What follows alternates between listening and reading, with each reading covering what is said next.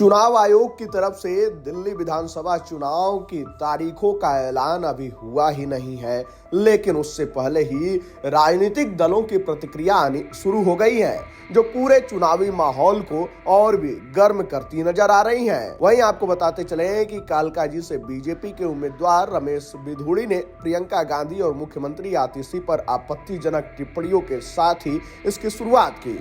तो इसके बाद बसपा के राष्ट्रीय संयोजक आकाश आनंद ने इस सिलसिले को और भी 2 कदम आगे बढ़ा दिया।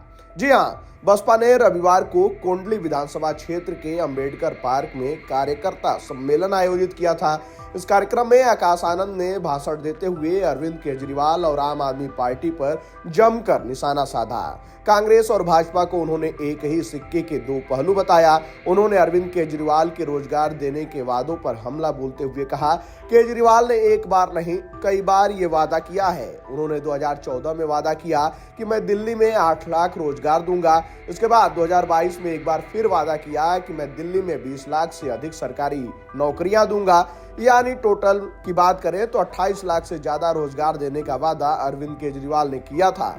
लेकिन आज 11 साल बाद भी केजरीवाल की सरकार ने दिल्ली में मात्र 12,500 नौकरियां दी हैं। वहीं बसपा नेता ने आगे कहा, भाई साहब, कोई इनसे पूछे कि अपने वादों के पिटारे को खोल के दिखाओ तो ये इतनी लंबी लंबी हाँकते हैं जैसे द्रौपदी की साड़ी हो। ये फेंकते जाएं, हम लपेटते जाएं। आम आदमी पार्टी 11 साल से दिल्ली की सत्ता में है।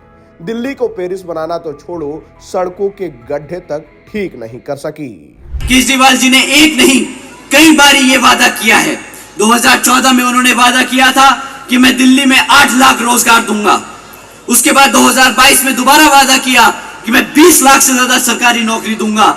यानी टोटल में 28 लाख से ज्यादा रोजगार देने का वादा किया था। परंतु आज 11 साल बाद भी केजरीवाल जी की सरकार ने मात्र 12,500 नौकरियां दी हैं। मात्र 12,500 नौकरियां। भाई साहब, इनसे अगर कोई पूछे ना कि आपके वादों के पिटारे को खोल के दिखाओ, तो ये तो इतनी लंबी लंबी हाँकते हैं जैसे द्रौपदी की साड़ी हो, ये फेंके जाए और हम लपेटते जाएं। 28 लाख नौकरियां देने का वादा किया था और दिया क्या? 12,500 नौकरियां। ये भी कोई वादा होता है?